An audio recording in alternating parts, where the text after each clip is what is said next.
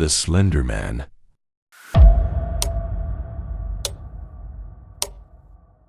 Slender Man is a nightmare.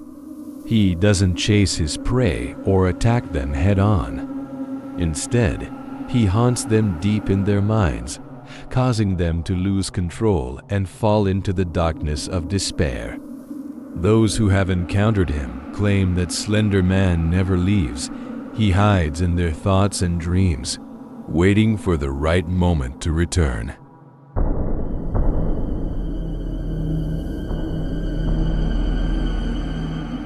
Slender Man often targets children and teenagers, souls that are easily influenced and manipulated. He hides in deep forests, abandoned parks, and deserted places where darkness becomes an ally. As he approaches, all surrounding sounds disappear as if sucked away, the air becomes cold, and time stands still. Those who sense his presence describe a feeling of suffocation and suffocation, as if they were being enveloped in an invisible cage. Children who encounter him become quiet and distant. They hear whispers in their heads, a gentle but powerful voice, urging them to perform strange, dangerous actions.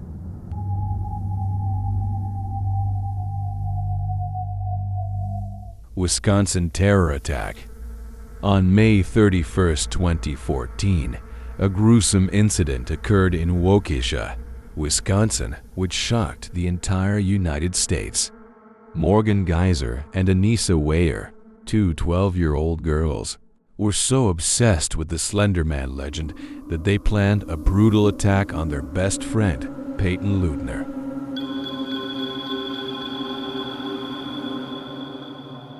The two believed that if they did so, they would be accepted by Slender Man and taken to live in the woods, where he would welcome them and protect their families from danger. That day, the three girls went together into the woods of David's Park, near their home in Waukesha. Morgan and Anissa chose a spot deep in the woods where no one could hear or see them. When Peyton was caught off guard, the two attacked her with all their might.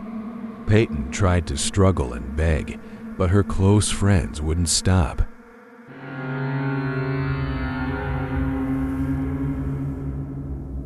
After Peyton was exhausted, Morgan and Anissa left her lying in the middle of the woods, believing that Slender Man would soon appear to take them away.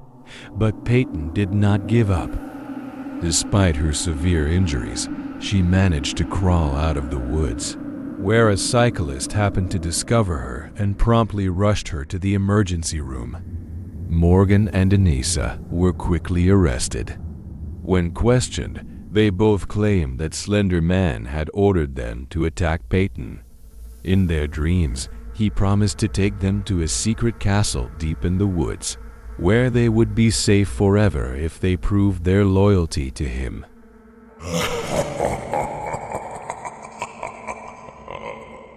Victims who have encountered Slender Man are not only haunted by memories, but also suffer from terrifying and recurring dreams. Sarah, a girl who lives near the scene of the crime, said that since hearing about Slender Man, she has not been able to sleep well. In her dreams, Sarah often found herself lost in a dark forest, unable to find her way home. She walked among the towering trees in an eerie silence. The wind whistled through the leaves, but the sound was unnatural, like a suggestive whisper, urging her deeper into the forest.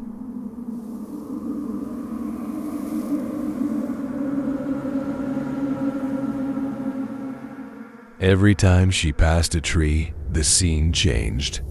She found herself in a long, dead-end hallway, the ceiling lights flickering as if they were about to go out. Sarah felt an invisible presence watching her from behind.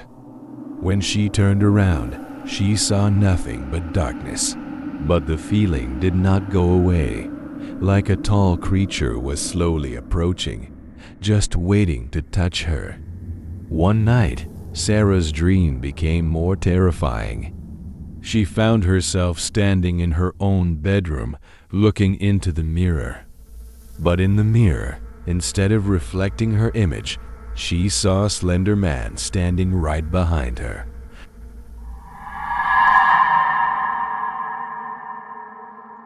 His long arms slowly reached out, almost touching her shoulders. Sarah turned around in panic, but the room was empty. She looked back into the mirror, and he was still there, motionless, his arms outstretched as if waiting. When Sarah woke up, she found the mirror in the room cracked, as if something inside had tried to escape. Sarah's dreams didn't stop.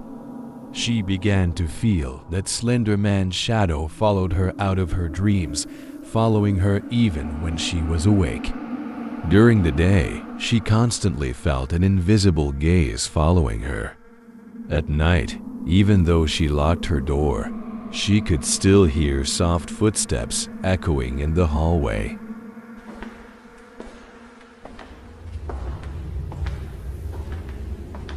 One night, Sarah woke up to find her bedroom door wide open. A cold feeling rushed in, as if someone had just stepped through the door. She sat up, trying to calm herself, but then she noticed a tall figure standing in the corner of the room. It was Slender Man. He didn't move. He didn't say anything. He just stood there, watching her silently in the darkness as if waiting. Sarah blinked, and the figure was gone. But she knew he hadn't really left. Slender Man had found her, and now he would forever be present in the darkness around her.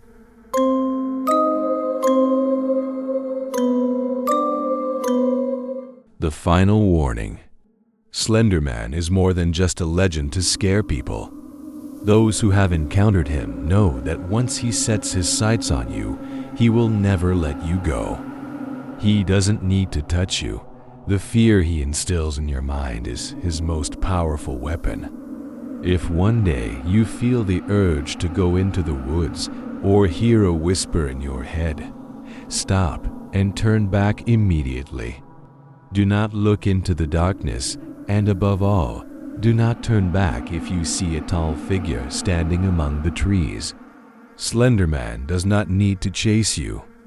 He knows that fear itself will keep you trapped in the darkness forever. And once he has chosen you, he will become a shadow that will never leave.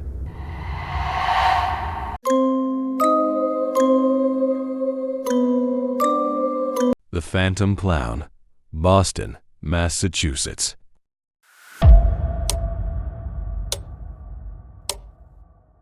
The horror begins. In 1981, in Boston, Massachusetts, children in the area began to tell of mysterious clowns appearing near schools and parks. They were not the cheerful clowns who performed at carnivals or circuses. These people just stood silently in the distance, in the dark, not doing any funny things, and just stared at the children with strange eyes, sometimes with an emotionless smile.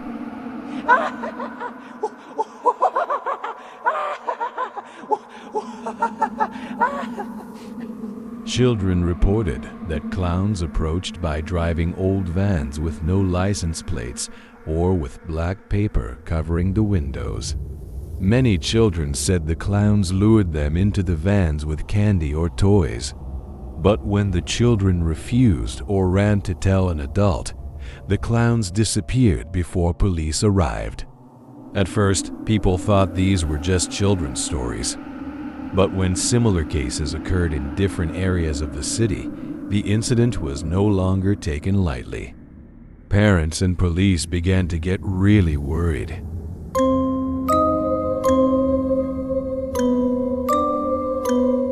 Panic spreads. The story of the mysterious clown spread like wildfire. Within months, sightings of mysterious clowns were reported not only in Boston, but also in Chicago, Pittsburgh, Kansas, and New Jersey. In some places, People have reported that these clowns appear in the woods or in abandoned parking lots. They never speak, just stand silently, smile, and stare at people passing by. Some people have also reported seeing the shadow of clowns through their windows at night. Every time they turned around to check, the figure disappeared as if it had never been there. In Chicago, people claimed to have been chased by a mysterious clown, and no matter how fast they ran, the clown would follow right behind them, his footsteps echoing in the quiet night.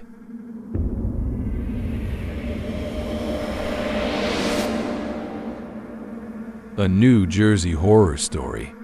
A terrifying case was reported in New Jersey where an elementary school teacher encountered a mysterious clown late in the afternoon.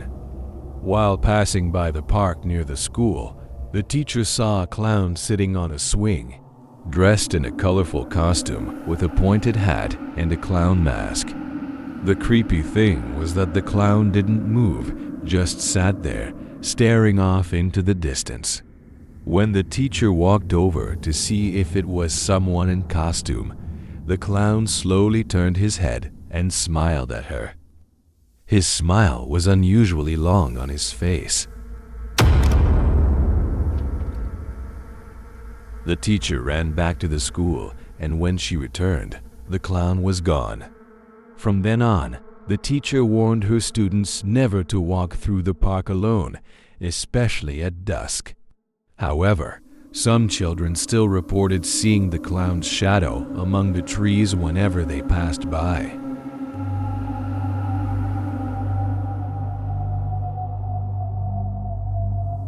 The Panic of 2016. In 2016, the phenomenon of ghost clowns exploded across the United States and Canada. Both the media and social media were abuzz with reports of mysterious clown-clad figures appearing in towns and cities. They stand silently on highways, in the woods, or in remote residential areas, sometimes waving at passers-by, or just staring into the distance, not saying a word. A video circulating on social media shows a clown standing in the middle of the road late at night, right in the parking lot of an abandoned store.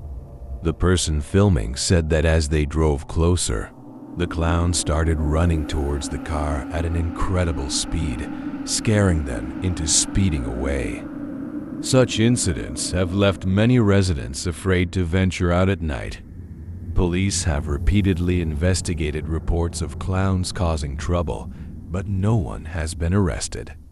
Whenever police arrive on the scene, the mysterious figures vanish without a trace, leading many to believe that they are not human.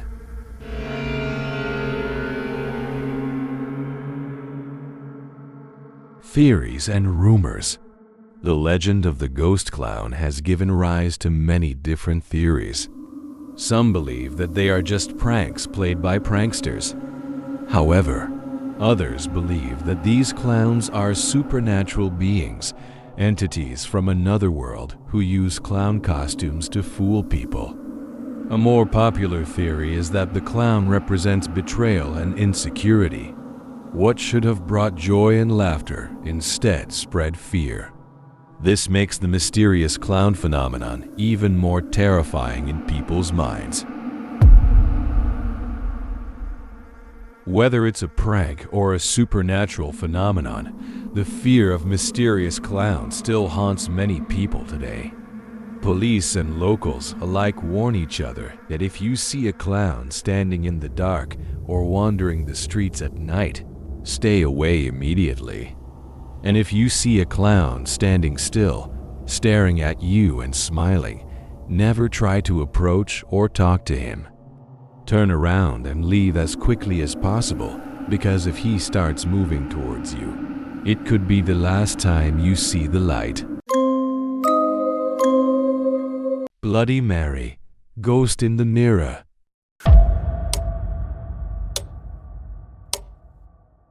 The legend of Bloody Mary has become one of the most terrifying stories in American folklore, inspiring generations of teenagers to test their courage. Legend has it that if you stand in front of a mirror at midnight, turn off the lights, light a candle, and repeat the name Bloody Mary 3 times or 13 times, Mary's image will appear in the mirror. Not just a mere appearance, Mary carries an uncontrollable rage.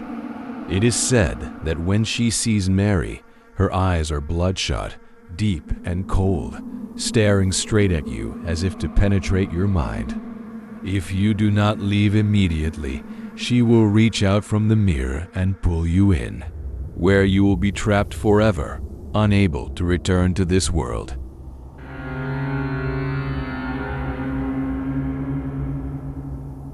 Some say that if Mary appears, she will tear the victim's face apart, leaving painful scars for life. Those lucky enough to escape an encounter with Mary report that her image haunts them in their dreams, night after night, until the fear becomes so overwhelming that no one can bear it. The mysterious origin of Mary. There are many versions of the Bloody Mary legend. Some believe that Mary was a falsely accused witch who was brutally punished by her villagers. Her spirit cannot rest in peace, and she has been hiding in mirrors ever since, waiting for someone to awaken her and avenge her suffering.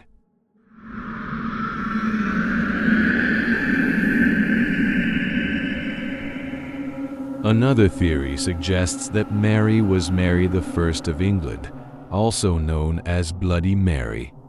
During her reign, Mary brutally punished Protestants, spreading fear throughout the land. Her actions made her a symbol of wrath and unforgivable evil. However, the most popular story is that Mary was a young woman who was betrayed in love. She was deeply in love, but was betrayed by her lover. In despair, she disappeared from this world, leaving behind a vengeful spirit trapped in the mirror. From then on, Mary became an angry entity, always trying to drag anyone who dared to challenge her into the dark world.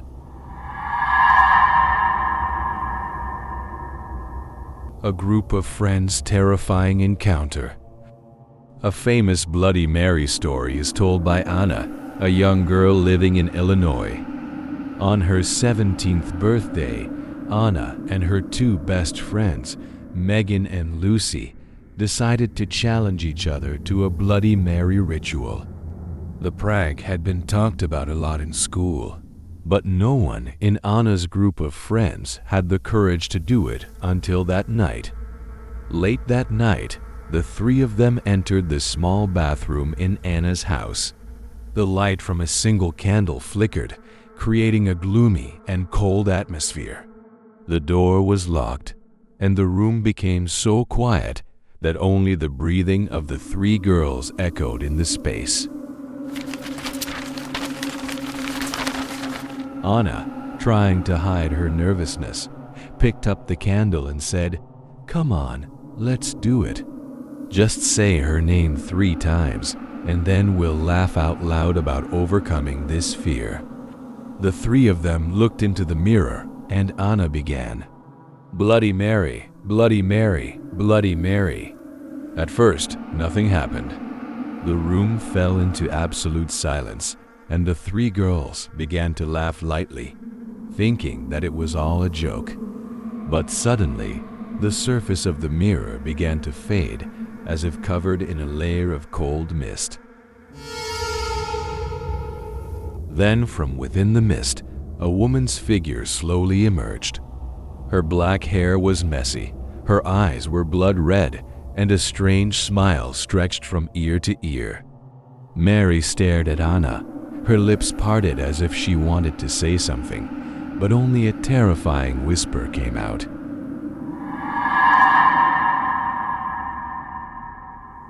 The 3 girls rushed towards the door, trying to unlock it and run outside. But Megan's hands were shaking, and she couldn't turn the latch in time. In that moment, Anna felt a cold hand touch her shoulder, pulling her closer to the mirror.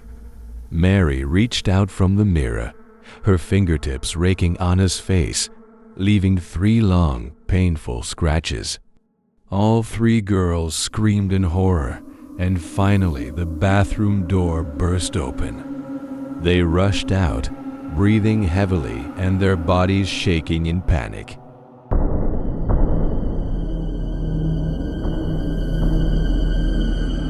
After escaping, Anna touched her cheek and felt the stinging scratches. When her friends looked back, 3 red lines were visible on Anna's cheek, as if an invisible hand had left a mark. Anna broke down in tears, shaking as she recounted that she felt Mary trying to pull her through the mirror. For weeks afterward, Anna had recurring nightmares. She would stand before a mirror in the dark, and Mary would appear, her evil smile never changing. Every time she woke up, Anna would feel as if someone was watching her from the shadows.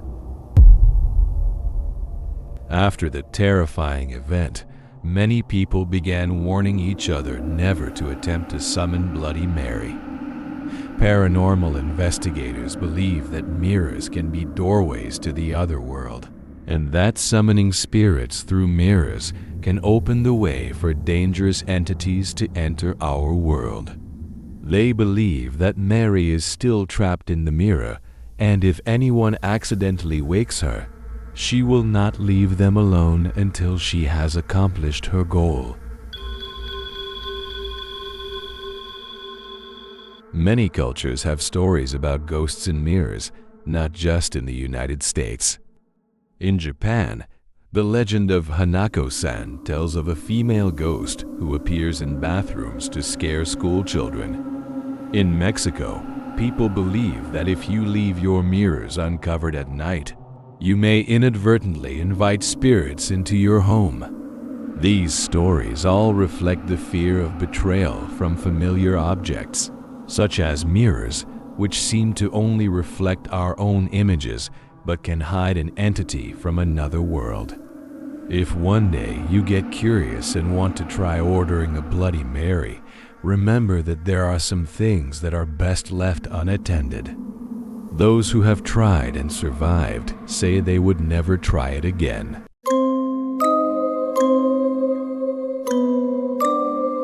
The Legend of Resurrection Mary.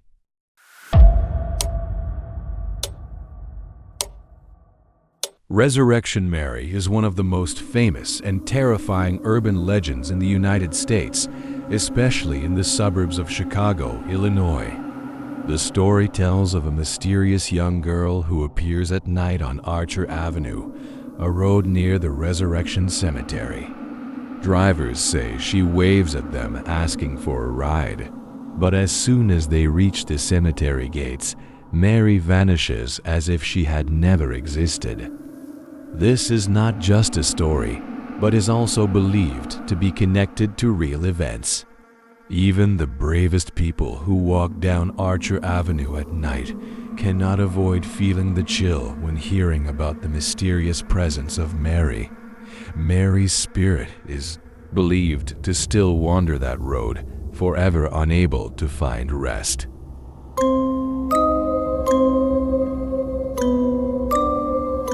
One winter night in the 1920s or 1930s, Mary, a young woman who loved to dance, went with her boyfriend to a party at a famous dance hall near Archer Avenue. With the loud music and bright lights, Mary danced nonstop, enjoying every moment of the evening. However, a heated argument broke out between her and her boyfriend.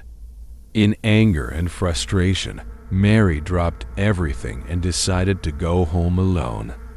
Despite her boyfriend's attempts to hold her back, she stepped out into the cold night, her white dress fluttering in the chilly wind. Archer Avenue was nearly deserted late at night. Mary's footsteps echoed on the pavement, her high heels clicking in the silence.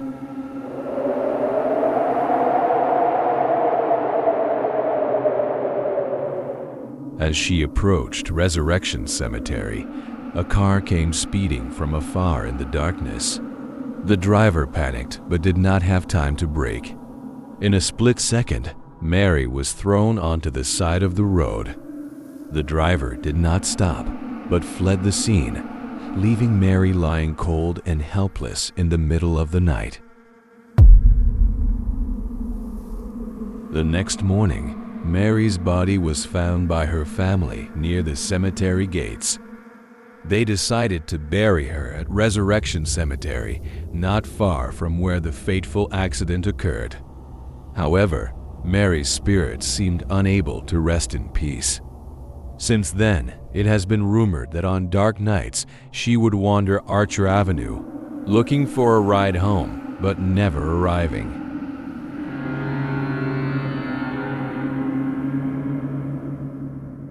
In the 1970s, a taxi driver named Jerry was driving home late on Archer Avenue. In the mist, he saw a young woman standing on the side of the road near Resurrection Cemetery. She wore a long white dress, her long blonde hair was loose, her face was pale but delicate. Her eyes were distant, as if waiting for something. Jerry stopped the car and invited her in. The girl didn't say much, just asked him to take her to a nearby address. During the journey, Jerry tried to strike up a conversation to break the gloomy atmosphere, but she only responded with a few short sentences in a cold and distant voice. Her silence made him feel uneasy. As they approached the gates of Resurrection Cemetery, the girl suddenly asked Jerry to stop. "I want to get off here," she said. Before Jerry could ask anything more, she disappeared right before his eyes.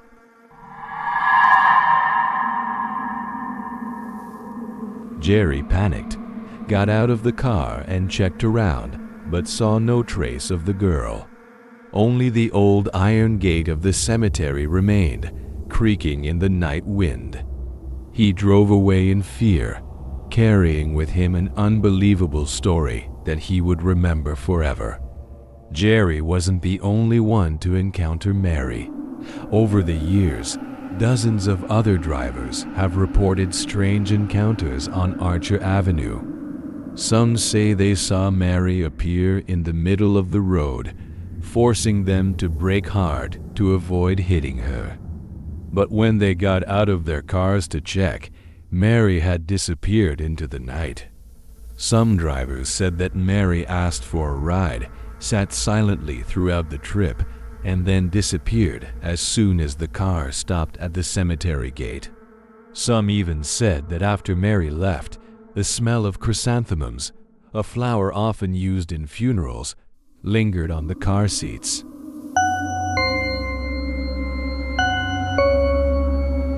Resurrection Cemetery is also known for its paranormal activity. Cemetery staff have reported hearing footsteps on the trails, even when no one is around. Some have even found handprints on the iron fence, as if someone had tried to climb out. People passing by the cemetery late at night say they see the silhouette of a young girl in a white dress, standing inside the gate, looking out with sad eyes.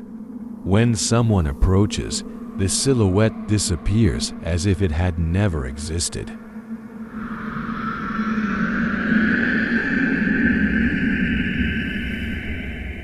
Residents of Archer Avenue often warn visitors, if you see a young woman in a white dress waving for a car, think twice before stopping.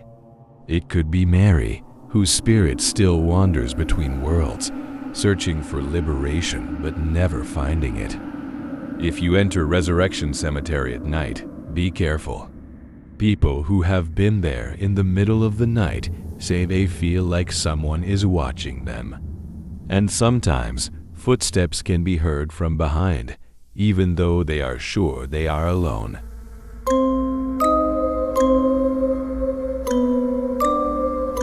The legacy of the Resurrection Mary legend. The story of Resurrection Mary is not just a legend to scare passersby, but has become an indispensable part of Chicago folklore. To this day, many people still visit Resurrection Cemetery, hoping to witness this famous ghost with their own eyes. However, not everyone is brave enough to face Mary. It is believed that if Mary notices you, she will not let you go easily. Once you see her in the rearview mirror or hear footsteps following, do not turn around. And most importantly, never talk to someone if you hear someone whispering your name in the dark. Because once Mary has found you, she will never let you go forever. The Bunny Man, Fairfax, Virginia.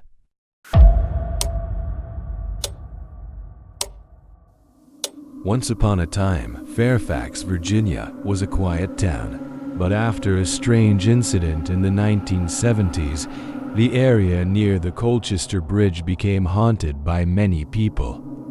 The Bunny Man, a mysterious figure in a white rabbit suit, is said to roam the night with an axe in hand, emerging from the darkness and causing terror. No one knows who he really is or where he comes from, but stories about him have kept many people on their toes at night.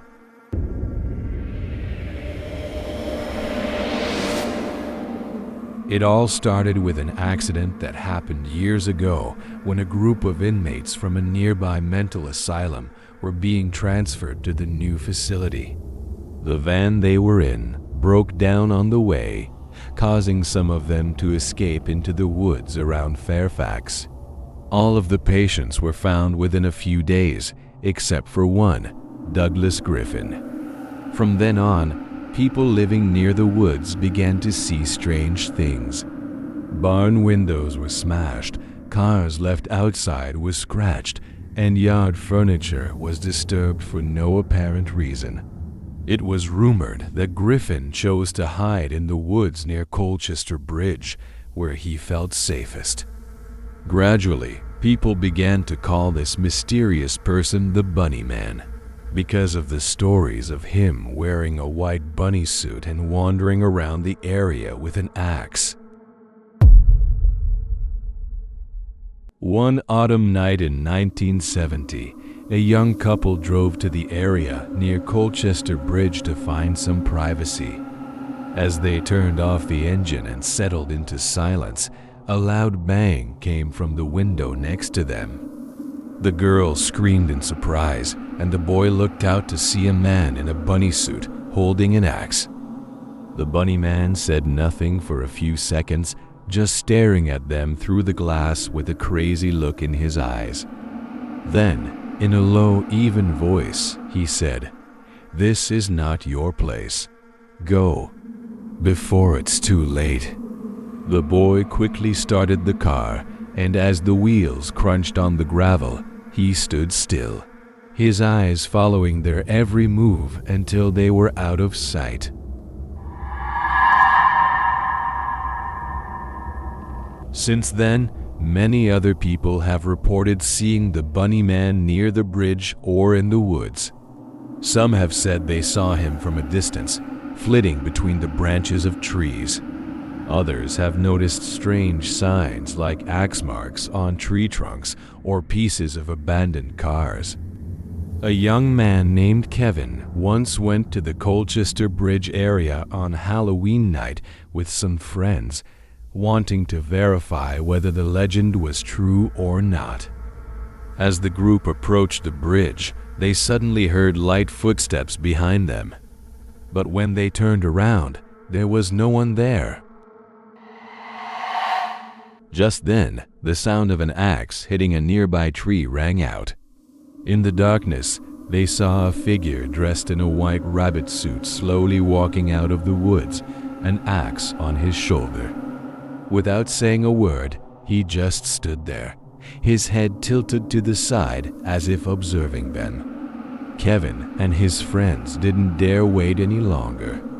They turned around and ran as fast as they could from the area. And when they looked back, they saw that Bunny Man was still standing there, not chasing after them, just silently watching them disappear into the night.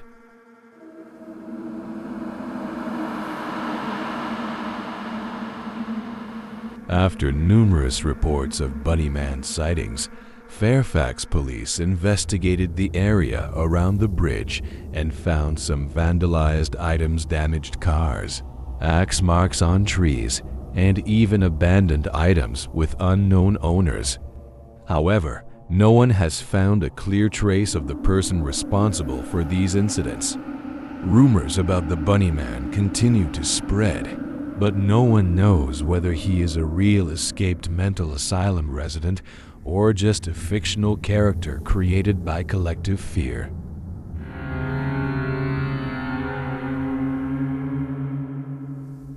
People who live near Colchester Bridge believe that the Bunny Man is still there, hiding in the shadows of the woods.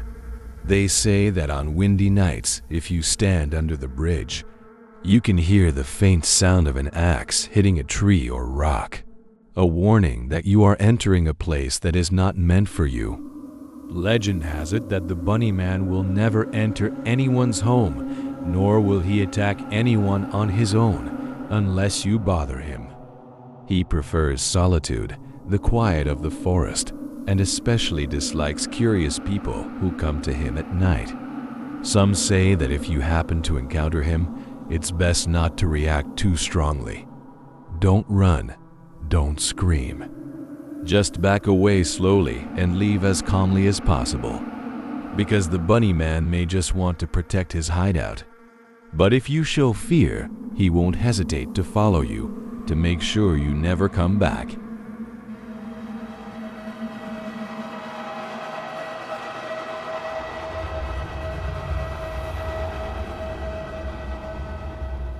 Today, Colchester Bridge is a popular haunt for curious teenagers, especially around Halloween. However, elders in the area warn against playing with the legend. They say there are some things you should never bring up, because once you enter Bunny Man territory, you can't escape the feeling that he's still watching you, even long after you've left the woods. And if one night you see a figure dressed in a white bunny suit in the middle of the road, clutching an axe, keep going. Don't stop. Don't stare any longer than necessary. And above all, don't let fear make you make a mistake. Because in the darkness of the forest, the Bunny Man is still waiting. The Black-Eyed Childre, Texas and elsewhere.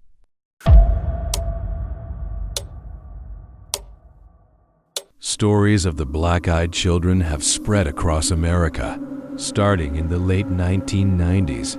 Although no one has any concrete evidence of their origins, those who have encountered them report feeling extremely frightened. These children are said to appear unexpectedly at night, standing in front of houses or cars, always asking to be let in. However, there is something very wrong with them. Something that lies not only in their deep black eyes, but also in their indescribable presence.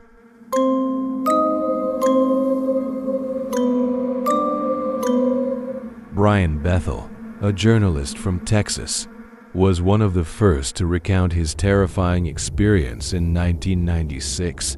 He was parked outside a movie theater, writing a check when he heard a light tap on his car window. When he rolled down the window, he saw two children, about 10 or 12 years old, dressed normally but looking strange.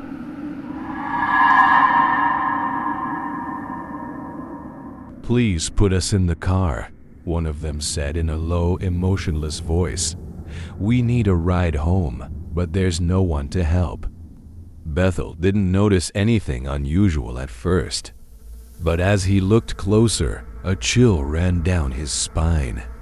Everything from their voices, to the way they stood still, to the strange look in their eyes made him uneasy. Their eyes were completely black, no whites or reflections. He felt a surge of fear rise up in him, as if his instincts were warning him that these were no ordinary children.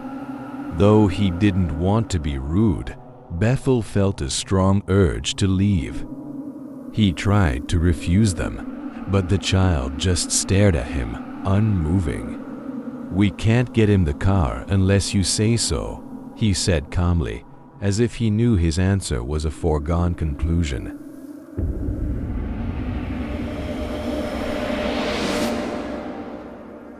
Realizing he was shaking, Bethel quickly rolled up the window and started the engine, driving away. When he glanced back in the rearview mirror, he saw the children still standing there, motionless in the darkness, their black eyes swallowing the light around them. After the event, Bethel could not shake the feeling that something terrible had happened or almost happened. He wondered what would have happened if he had opened the door and let them in.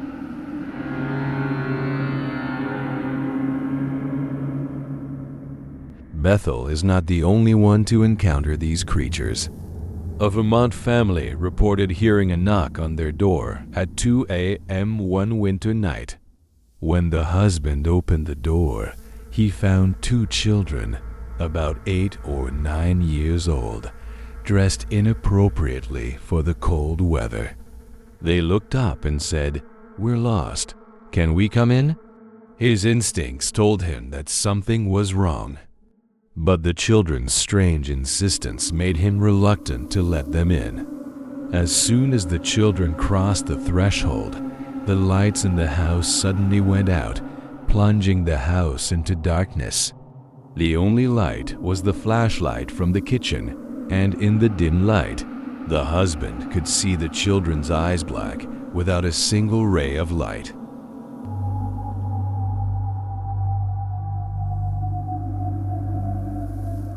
A strange chill permeated the house, and their dog, normally aggressive towards strangers, huddled in a corner, shivering. The wife felt dizzy and lightheaded, while the husband began to panic. After just a few short minutes, the two children abruptly said, "We need to go now." Without a trace, they disappeared into the night. Shortly after, the electricity in the house was turned back on, but a series of strange events followed. The wife became seriously ill. The husband had a car accident, and their dog suddenly disappeared without a trace.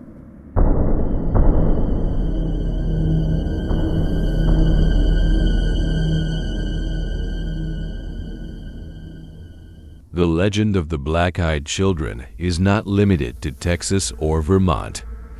Those who encounter them describe a feeling of extreme fear, as if they are standing before something not of this world. The children never enter houses or cars without permission, always asking permission, as if they are bound by some rule. Some believe they are the embodiment of lost souls or even aliens trying to infiltrate the human world. Others believe they are a sign of bad luck. If you encounter one, something bad will happen.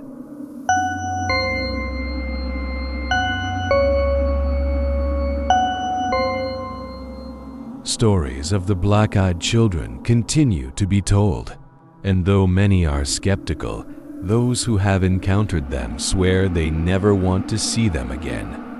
If late at night you hear a gentle knock on your door and there are strange children with dark eyes, stay calm. Don't open the door, don't talk to them, and above all, don't let them in.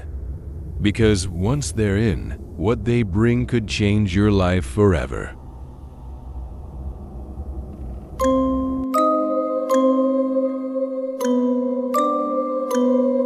The Candyman.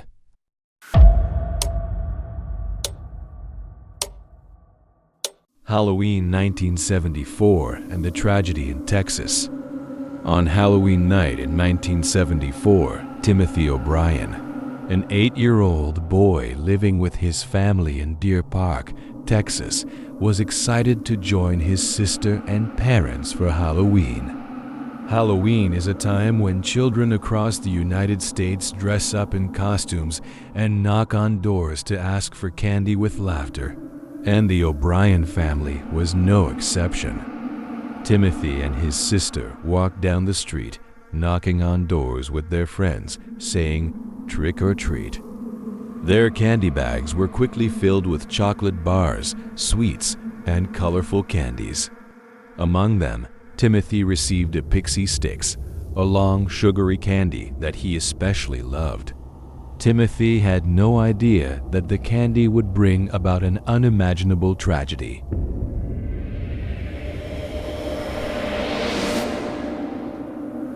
Upon returning home, Timothy begged his father, Ronald O'Brien, to let him have some candy before bed. His father, with a gentle and kind expression, handed Timothy the Pixie Stix he had received trick-or-treating. Timothy quickly tore open the plastic wrapper and savored the sweet treat inside.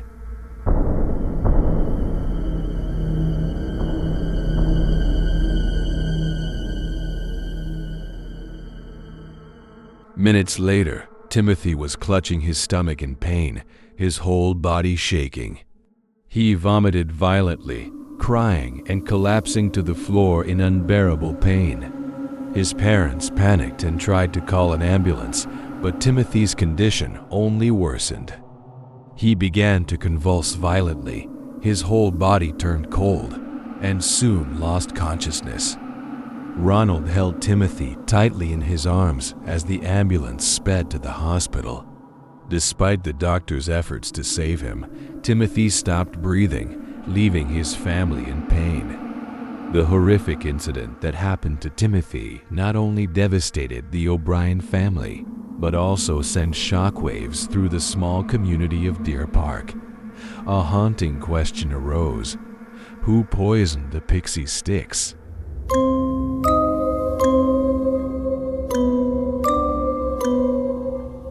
Deer Park police immediately got involved and launched a full investigation. The Pixie Stix that Timothy had eaten was analyzed, and the results showed that the powder inside had been laced with cyanide, a highly toxic chemical that can cause cardiac arrest in just minutes. Police searched every family that had given out candy that night, but no one in the area noticed anything unusual. No one other than Timothy had received the poisoned candy, leaving the investigation at a standstill. While the residents panicked, fearing that a child poisoner was lurking in the neighborhood, the police began to suspect Ronald O'Brien himself, because Ronald seemed so calm and seemed to know every detail of every house they visited.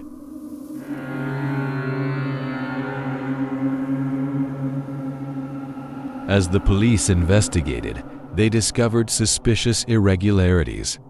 Ronald was deeply in debt and in serious financial trouble. He had taken out multiple life insurance policies on his 2 children just weeks before Halloween, hoping to collect the insurance money to get out of debt. The scary truth revealed.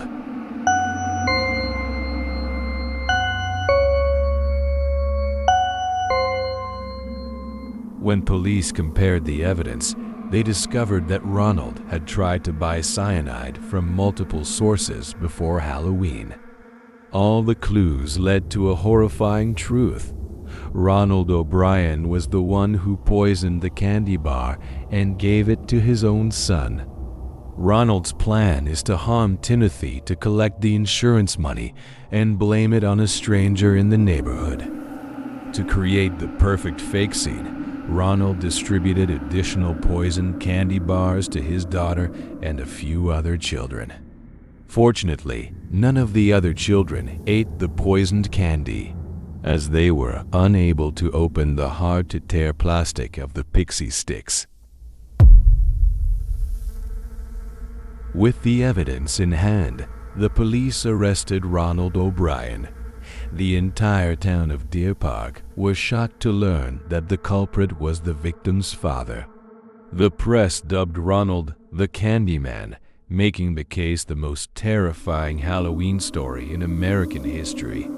At his trial, Ronald O'Brien tried to deny his guilt. He claimed he had nothing to do with his son's case and blamed a mysterious stranger. However, with undeniable evidence, Ronald was convicted and received the highest sentence. Ronald's case became a terrifying obsession for American families. The image of the Candyman became a symbol of betrayal and potential danger, making Halloween no longer a festival of joy and laughter.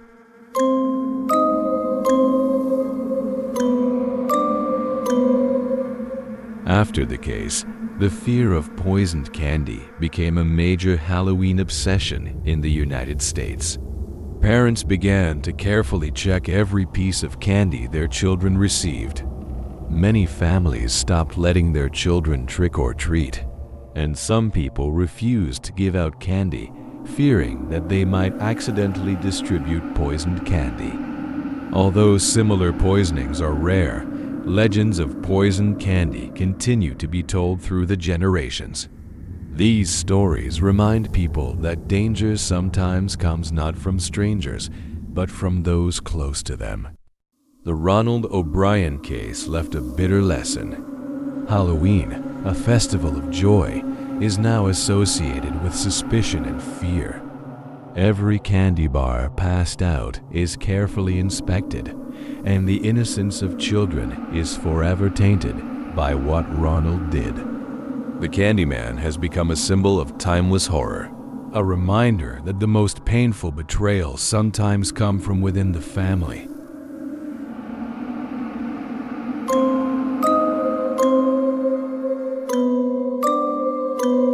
The Clown Statue.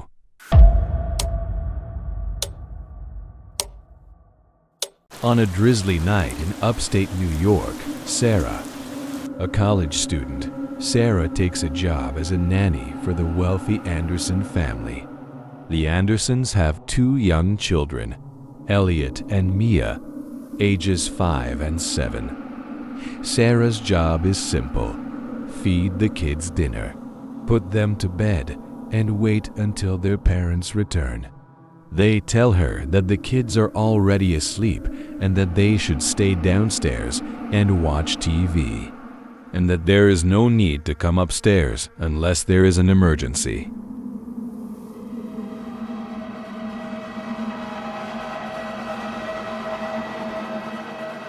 As Mr. and Mrs. Anderson were about to leave, the mother looked at Sarah and said, "If you ever feel unsafe, call us. This house is big, but everyone is safe." Sarah nodded, trying to smile to hide her slight unease when she saw Mrs. Anderson's slightly worried eyes. After the couple left, Sarah was left alone in the suspiciously quiet house.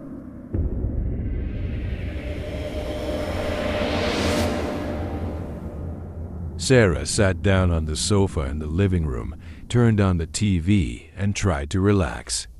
The room was beautifully decorated, but the dim light from the table lamp only added to the oppressive atmosphere. Sarah's eyes were immediately drawn to a clown statue in the corner of the room.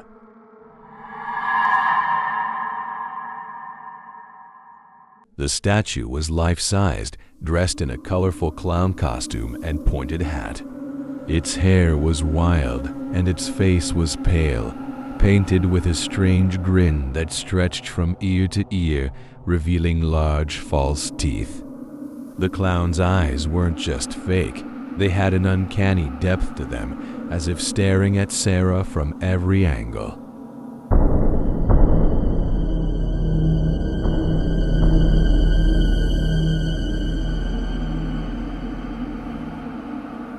Trying to ignore her discomfort, Sarah turned her eyes to the television screen, but she couldn't focus. A shiver ran down her spine as she realized, no matter where she turned, the statue's gaze seemed to follow her.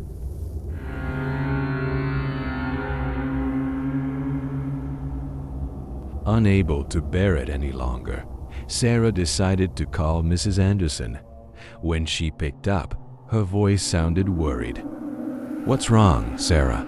Are the kids okay?" Sarah tried to stay calm and said, "Yeah, everything's fine. It's just the clown statue in the living room is making me feel a little uneasy. Can you move it or cover it?" On the other end of the line, Mrs. Anderson suddenly fell silent. After a few seconds, her voice became urgent and shaky. "Sarah, listen carefully. We don't have any clown statues in the house. Get the kids out of the house immediately." Now, Sarah's heart was pounding. She felt cold all over. That clown wasn't a statue. Who was it? What had he been doing standing in the corner all this time?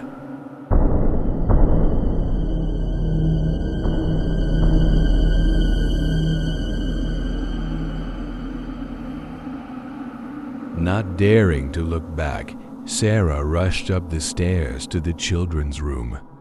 In a panic, she carried the two children sleeping soundly on the bed, feeling as if an invisible gaze was watching her every move. As she ran down the stairs with the two children in her arms, Sarah heard light footsteps behind her. He was following her. She didn't stop, just ran straight to the front door, threw it open and rushed out, despite the pouring rain. The police were called shortly after. When they arrived and searched the entire house, the clown statue was gone, but the living room window was wide open, and a strong wind was blowing into the room, causing the curtains to flutter. On closer inspection, the police found wet footprints leading from the living room up the stairs and back to the living room, as if the stranger had been moving around the house the entire time Sarah had been there.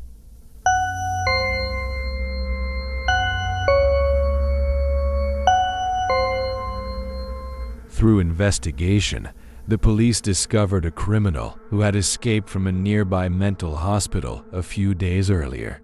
He had a hobby of dressing up as a clown and breaking into other people's homes to observe his victims in the dark, sometimes for hours at a time without anyone noticing. He did not do any immediate harm. Instead, he preferred to stand still, watch, and wait, causing his victims to fall into a state of extreme panic. From that night on, Sarah was haunted by the sound of the clown statue's light footsteps and its eyes. She always felt like he was still somewhere, watching her from afar. Those who heard Sarah's story said that, from then on, she was never alone in the living room again.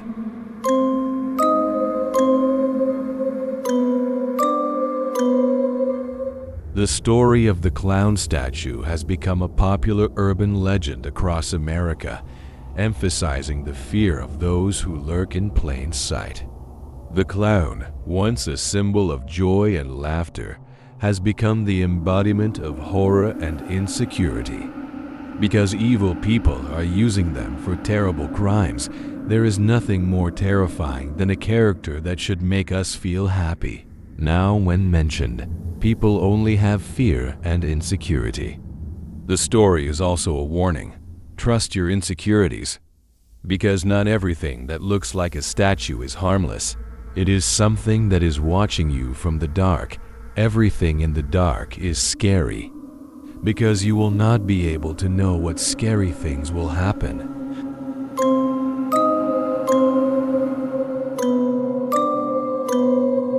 If you find my story interesting, please like and subscribe to wait for our better stories every day.